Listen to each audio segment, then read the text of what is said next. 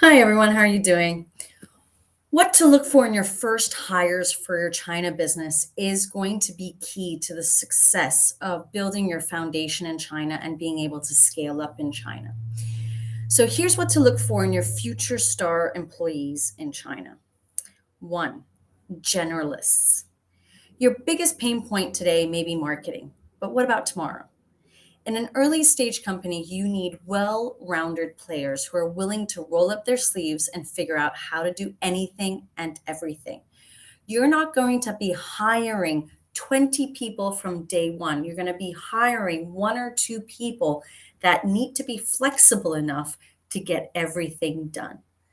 The best early hires I made at Woodburn could transition seamlessly from running a focus group to understanding our customer acquisition stats to reviewing a legal doc to being able to have meetings face to face with clients. They were open to pitching in wherever they were most needed. Now, while it might seem counterintuitive, deep expertise in a niche area is less important at this stage than finding an athlete who can do anything and everything. Often, people who fit this description are inbound candidates. They've gotten scrappy and identified as an exciting opportunity.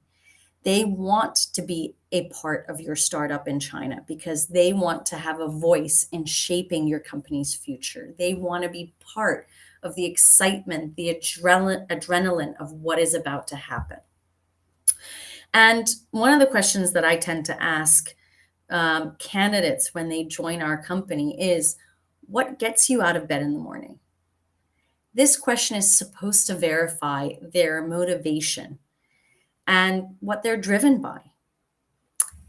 The second thing you should be looking for in your future star employees, those that are going to help you to scale and grow up your business, is no egos. One of my mentors in the early days of being in Shanghai told me if you knew what it took to start a company, you'd never do it, especially in China. Building a company anywhere in the world is hard, and building it from scratch in a place where there's cultural differences and language barriers is even harder. That's why there's no room for egos, both literally and figuratively. For starters, chances are your first HQ will be small and a rude awakening for any employee coming from a corporate boardroom.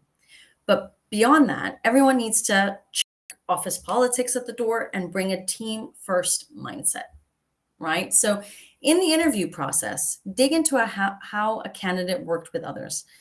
Ask them to describe a group project they worked on. Is this someone who's willing to do whatever it takes to help the team? For example, before our first board meeting at Woodburn, I was the one cleaning the bathrooms before our board members came in. At the end of the day, they appreciated how all in I actually was. Does this person share credit and praise with their coworkers? Early stage teams are often limited in the number of teammates, which means that everyone has to give that much more. Think of it as a startup golden rule. Be the kind of employee you would want to work with.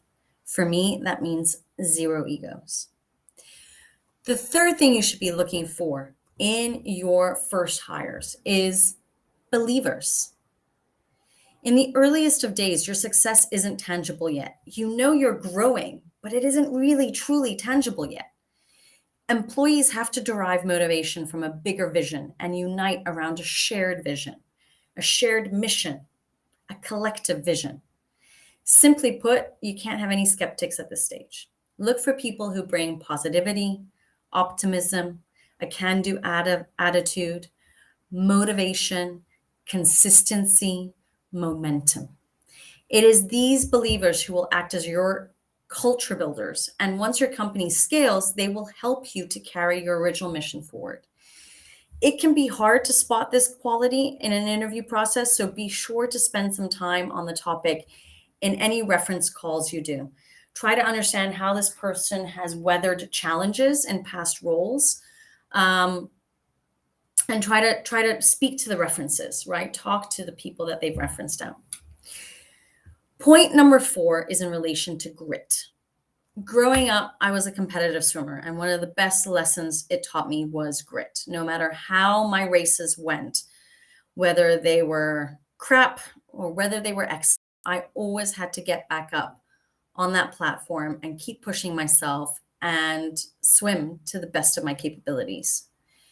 You have to fully commit to every move you make, despite despite the pressure for perfection and the eyeballs that are going to be on you from your HQ. You need that same grit in your early employees. There's so much competition, both from incumbents or other startups that will inevitably appear in the same space. Remember, China is a place where your competitors are also aiming to get into. So the curveballs, the roadblocks, the obstacles are going to be endless. All right. I've been a believer in setting goals that seem so far out of reach. But when you strive for something that seems impossible, you'll often end up getting much, much further ahead than if you set the bar too low. And the best gritty employees I've seen have been able to reach those far out goals because they continue to push. They come up with creative solutions. They're proactive in meetings. They don't just sit back, twiddle their thumbs, and stay quiet. As the saying goes, when the going gets tough, the tough get going. And the best startup personalities are those who are motivated by the roadblocks that are going to come up. And trust me, there will be plenty that come along the way.